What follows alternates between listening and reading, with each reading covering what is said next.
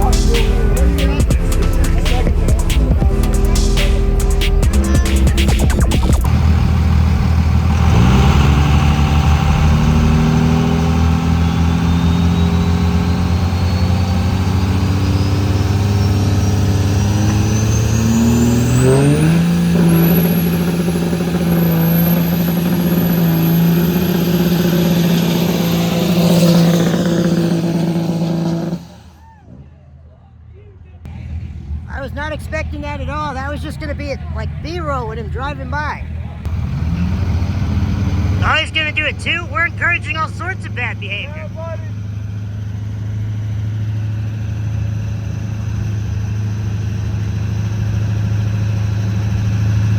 Don't worry, it'll get there. Don't worry, I got it. I mean, it sounded fast and it passed us earlier. Slowest burnout of all time. That's okay, he tried. I don't know what happens next. We'll see. Oh!